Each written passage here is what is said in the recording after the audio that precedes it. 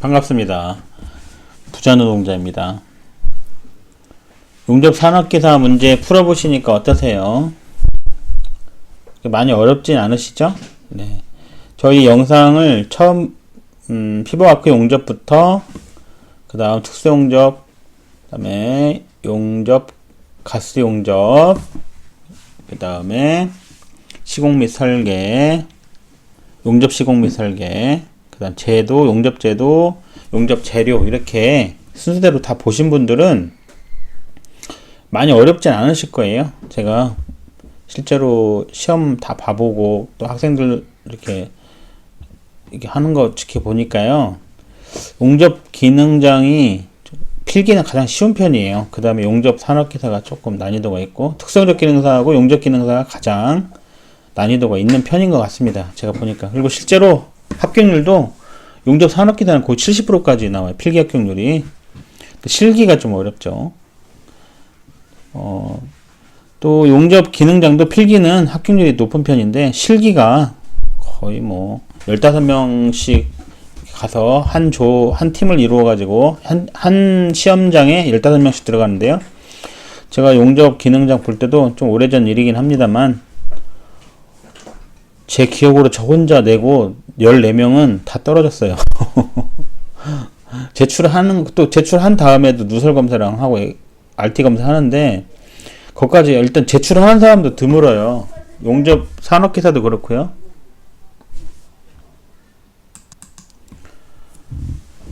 특수용접 기능사는 필기가 조금 어려운 대신에 난이도가 있는 대신에 실기는 조금 쉽다 이런 느낌을 받았습니다.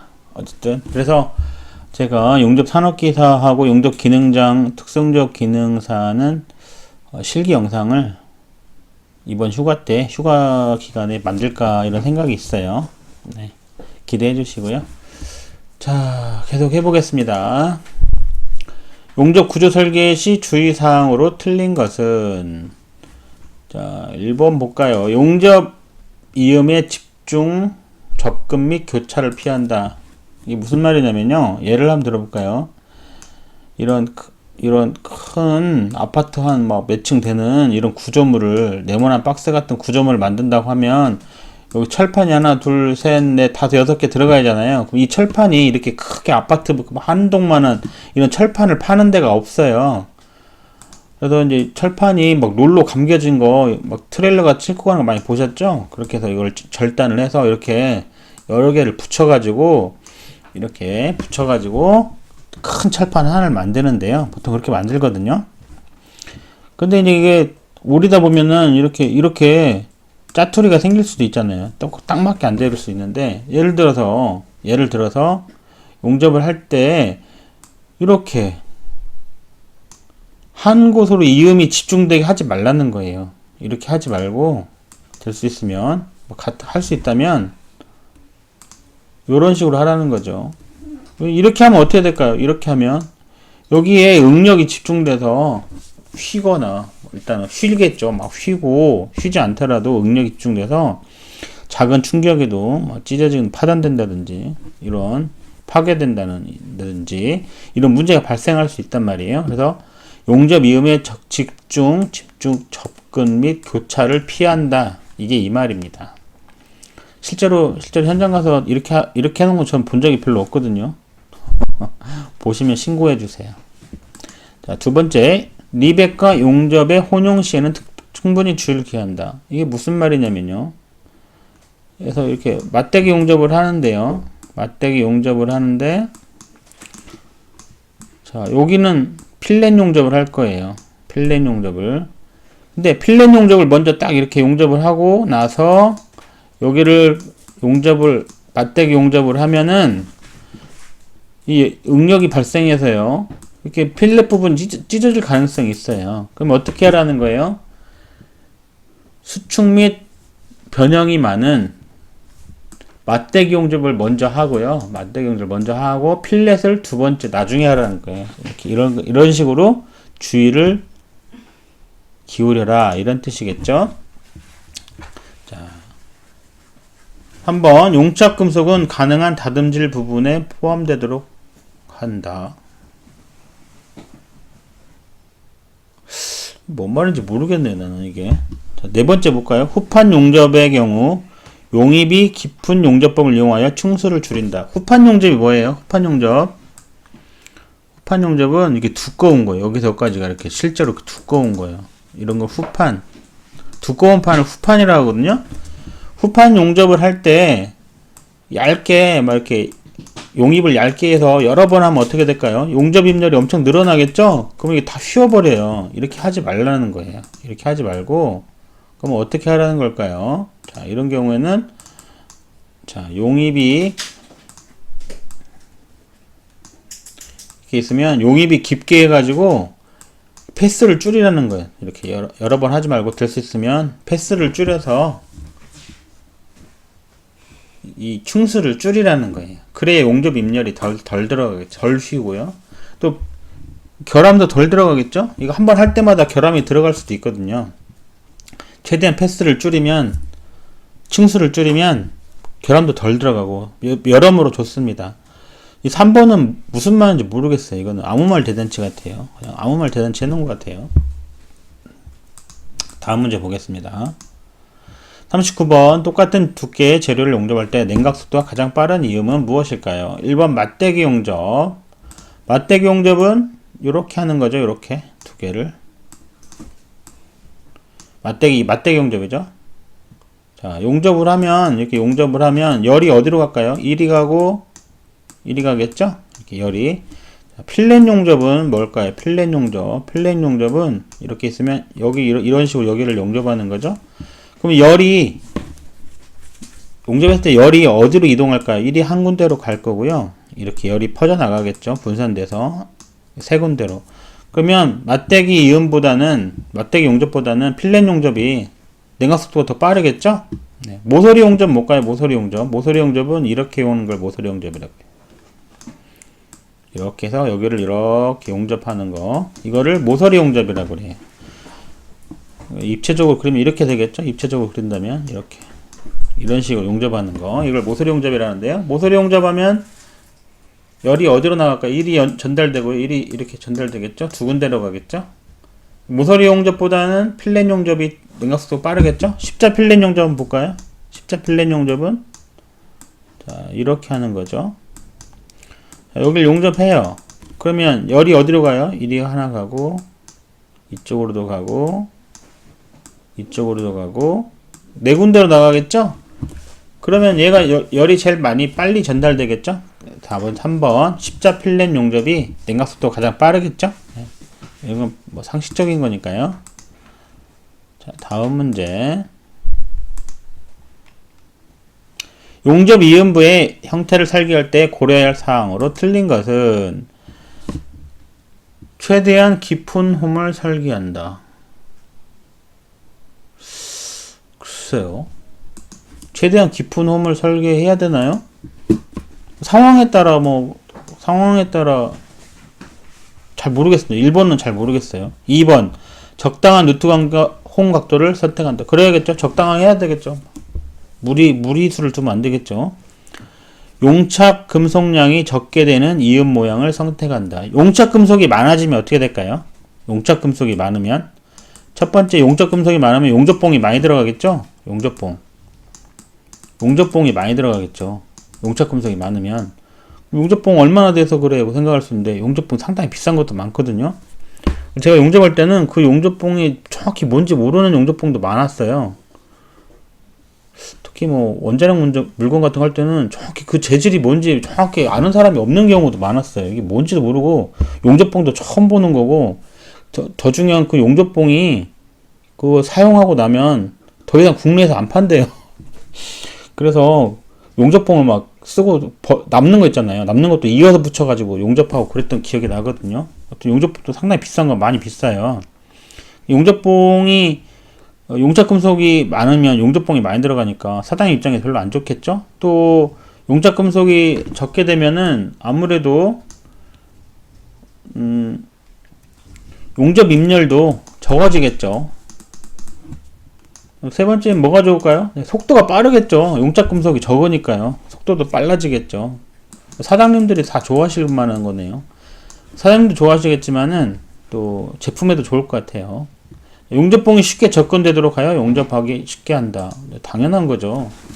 그래서 이런 거 한번 생각해 볼까요? 이게 필렛 용접인데요. 이게 아니 그러니까 이게 이제 이런 네모난 걸 만들 안에서 용접하는데 사람이 이렇게 앉아가지고 여기 용접하고 여기도 용접하고 이렇게 하는데 여기다가 만약에 이런 뭐 구조물을 미리 만들어서 가접을 해놨다고 해봐요. 그럼 여기 사람이 들어가서 용접해야 되는데 여기가 걸리적거리잖아요. 이거 다 용접하고 난 다음에 이거 붙여서 해도 되잖아요. 이렇게 용접봉이 쉽게 접근하게 쉽게 용접을 해야 용접 효율도 좋고 다 좋겠죠. 네.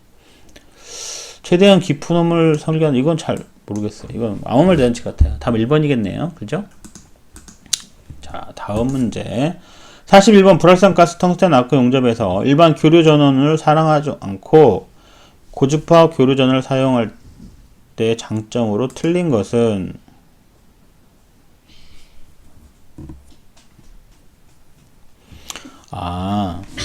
이게 무슨 말이냐면요.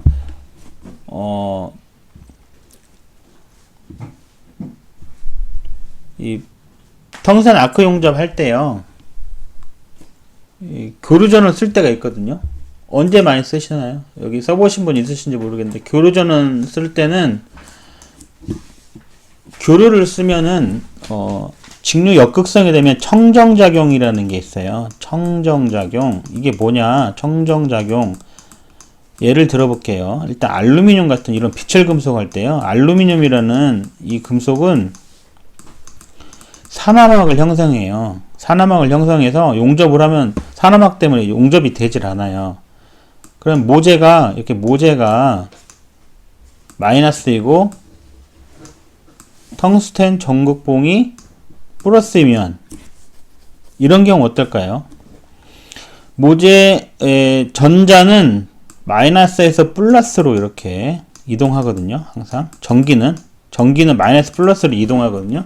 그러면 여기서 전기가 마이너스 플러스 쪽으로 이동하니까 열이 이쪽으로 플러스로 갈 거 아니에요. 그러겠죠?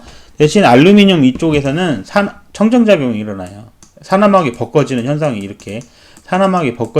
일어나거든요. 그러면 다시 교류라는 것은 한 번은 얘가 플러스, 한 번 이쪽이 플러스가 되잖아요. 이쪽이 플러스 됐을 때 열이 들어가면서 용접이 되는 이런 것들을 교류 용접이라 하는데 이런 거 알루미늄 용접 같은 때 많이 쓰거든요. 이렇게 쓰는 건 교류 용접이라고 하는데 고주파라는 건 뭐예요? 고주파를 실제로 텅스텐 기계를 뜯어보시면요. 이런 자판 티그 용접기 뜯어보시면은 티그 용접기 안에 이런 뭐 자판 같은 게 있는데 이게 고주파를 만드는 장치거든요. 고주파는 텅스텐이 모재에 닿지 않아도 원래 피부아크 용접은 이런 것들은 전극이 모재에 닿아야만 아크가 일어나잖아요. 텅스텐 전극봉 같은 경우는 텅스텐 전극봉에서 아크가 일어나서 이 텅스텐 전극봉이 모재에 닿지 않아도 아크가 일어나요. 이건 고주파 때문에 그렇거든요. 그러면 얘가 고주파라는 것은 아크가 잘 일어나게 하는 장치인데요. 텅스텐이 전극이 모재에 닿지 않아도 아크가 일어난단 말이에요. 그 말은 뭔 말이냐면은 얘가 닿지 않아도 아크가 일어나기 때문에 뾰족하게 항상 쓸 수 있는 거죠. 그러면 텅스텐 전극봉을 안 갈아도 되잖아요. 그래서 이런 경우에는 텅스텐 전극봉 수명이 길어지겠죠. 네, 좋잖아요. 그죠? 네, 좋아요. 전극봉을 모재에 접촉시키지 않아도 아크가 발생하고요. 아크가 안정되어 작업 중 아크가 잠깐 길어져도 끊어지지 않습니다. 끊어지지 않습니다. 제가 회사 갔다 와서 이거 준비한 거라 약간 오타가 있네요. 죄송합니다. 두 번째 볼까요? 텅스텐 전극봉에 많은 열을 받는다. 뭐 그렇진 않죠. 이거 언제 그럴까요? 직류 역극성에서 그러겠죠? 직류 역극성. 또 직류 역극성에서는 텅스텐 전극봉이 많은 열을 받을 수 있는데요. 뭐 이거 설령 이게 받는다, 이게 플러스가 한 번에 플러스고 얘가 한 번에 플러스 이렇게 되잖아요. 얘가 플러스일 때 열을 받겠죠. 근데 이게 장점은 아니잖아요. 막 그런다 하더라도 이게 장점은 아니죠. 네. 장점은 이런 게 좋은 점이 장점이잖아요. 수명이 길어진다. 아크가 접촉시켜 발생한다. 끊어지지 않는다. 이런 것들은 장점이잖아요. 그렇죠? 42번. 공업용 아세틸렌가스의 색상은 무엇일까요? 황색이죠, 황색. 네. 황색이 공업용 아세틸렌가스 가스 용기 색상이죠. 녹색은 뭐예요? 그럼 녹색은 공업용 산소죠. 공업용 산소는 녹색. 백색은 뭐예요? 의료용 산소죠. 의료용 산소는 백색. 주황색은 뭔가요? 주황색은 수소는 주황색이죠. 네. 자, 그 다음 알곤은 무슨 색이에요? 알곤은 회색병이죠. 알곤은 회색. 또 CO2 탄산가스는 무슨 색이죠? 청색. 탄산가스 청색. 네, 청색. 이 공업용 아세틸렌가스 용기 색상은 황색인데요. 이게 가스를 담는 병의 색깔이 굉장히 시험에 잘 나오죠. 네. 시험에 잘 나오고요. 당연히 용접사람 알아야 돼요. 저희 현장에 실제로 있었던 일인데요. 제가 이거 예전에 설명했는지 모르겠는데요. 그 현장에 가면 여름철에 굉장히 덥잖아요. 그래서 죄송합니다. 여름에 더우니까 에어 자켓이란 걸 차요. 대부분 현장에서 특히 용접사들은 차거든요. 제관사들은 거의 안 차는데 이렇게 용접을 할 때 여기다 이렇게 해가지고요. 뭐 이런 식으로 튜브 같은 건데요. 여기다가 닛불을 달아가지고 에어 호스를 연결하는 거예요. 여기 보면 이렇게 호스인데 여기다 구멍을 뽕뽕뽕뽕 뚫어놨어요. 여기서 에어가 슉 나오거든요. 슉 나오면 사람이 참 신기한 게 심장 부분이 시원하면 몸 전체가 시원하다고 판단을 해요. 아마 심장이 중요하니까. 그래서 그 여름철에 일해 보면은 아까 잠깐 얘기했지만은 이렇게 큰 네모난 아파트만한 상자 같은 데서 만든다고 가정해봐요. 블럭블럭 만들죠. 조선소도 그렇고 막 다 블럭이잖아요. 그럼 이 안에 여름철에 햇빛이 내려쬐면 이 안에는 막 40도 이상 올라가 버려요. 밀폐되는 공간이라 굉장히 질식할 수도 있고 굉장히 위험합니다. 그런데 그 에어 자켓을 차잖아요. 시원해가지고 일할 수 있어요. 저도 참 그리고 여름철에는 그 에어 자켓 막 서로 쟁탈할 난리가 나요. 그거 없으면 일 못 하거든요. 그래서 이제 사람들이 이렇게 이제 용접할 때 저도 그랬는데 용접하면 에어 호스를 설치한 다음에요. 이렇게 에어 호스 설치하고 용접할 때 이제 닙을 딱 꽂아가지고 용접 시작한단 말이에요. 그런데 이제 아까 예를 들어서 지금 이런 아파트 같이 생긴 큰 박스를 만드는 데라고 생각해 보세요. 그럼 제가 여기 있어요. 여기서 일하는데 호스를 쭉 내렸다고 해봐요. 근데 여기 지금 가스를 꽂는 데가 이렇게 노즐이 막 꽂혀 있다고 하면 이거를 꽂고 올라갈 수는 없잖아요. 그래 보통 사람들이 동료들이나 이렇게 해서 여기 사람이 있다가 이 호스를 여기다 연결해 줘요. 그러면 이제 에어를 차는 거죠. 이렇게 하는 경우가 많거든요. 이게 극단적인 예를 들어본다면 근데 여기 밑에 있는 이 사람이 에어는 에어에다 꽂아야 되잖아요. 그죠? 황색은 뭐예요? 아세틸렌이나 가연산 가스인 경우 많고 녹색은 산소고 백색은 뭐예요? 백색은 의료용 산소고 주황색 이렇게 에어는 색깔 없는 경우가 많아요. 에어에다 꽂아야 되는데 이 사람이 잘못해가지고 이 녹색에다 꽂아버린 거예요. 그럼 뭐가 나와요? 여기 산소가 나오잖아요. 산소가 나오니까 에어 자켓 찬 상태에서 산소가 나오니까 여기서 아크를 일으키는 순간 뻥 터져버리죠. 폭발해버리죠. 그러겠죠? 이 사람은 사망했습니다. 그래서 제가 일하던 데에서 이런 실제로 사건 사고가 있었다는 보고가 있어요. 이거 모르시면 죽을 수도 있죠. 네, 다 외우셔야 돼요. 네, 중요한 건 외우세요. 오늘은 여기까지입니다. 좋아요와 구독 감사합니다.